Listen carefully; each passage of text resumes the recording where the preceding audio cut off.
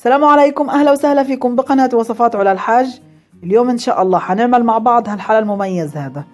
هذا الحلا عمل ضجة كبيرة بالسوشيال ميديا، فحبيت إني أجربه وأشوف بيستاهل هذه الضجة ولا لا. حلا اللاتيه، لكن بصراحة يا جماعة بيستاهل تحفة. بنصحكم جدا تجربوه، من أسهل وأطيب أنواع الحلا اللي ممكن تعملوها، طعمه رائع. نبدأ بسم الله. بداية بحتاج لمغلفين من الكافيه لاتيه، ممكن تستعمل أي نوع بتفضليه بس يكون كافيه لاتيه. بدي علبتين قشطة، باكيتين كريم كراميل بودرة، وباكيتين كريمة بودرة. وبدي البسكوت القهوة كافي جوي، ممكن تستعملي بسكوت عادي بس هذا أطيب للوصفة. 8 مثلثات جبنة أو مربعات، وحليب مكثف محلى.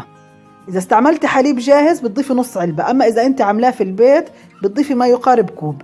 وبدي حليب سائل على جنب، والبايركس اللي بدي أشتغل فيه يكون البايركس الحجم الكبير.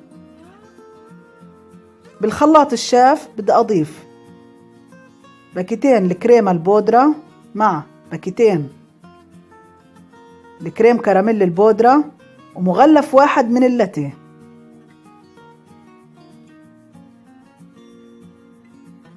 تمام. بدي أضيف علبتين القشطة ومثلثات الجبنة، هيك ضفتهم. وبدي أضيف حليب مكثف، هذا الحليب أنا عاملاه بالبيت، هحط لكم الرابط، عملته قبل هيك فيديو بالقناة، هحط لكم الرابط في مربع الوصف تحت هذا الفيديو إن شاء الله.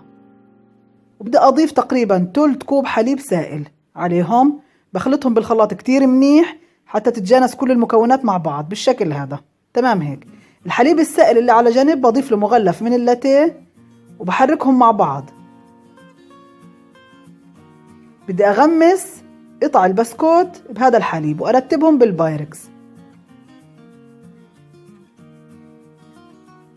بغمسهم بسرعة يا دوب لأنه البسكوت كتير رقيق. الآن بضيف طبقة من الخليط ووزعها وبرتبها وبرجع بكرر نفس العملية. الطبقات بترجع حسب رغبتك، ممكن تعمل 4 طبقات 5 طبقات 6 طبقات حسب ما بتحبي.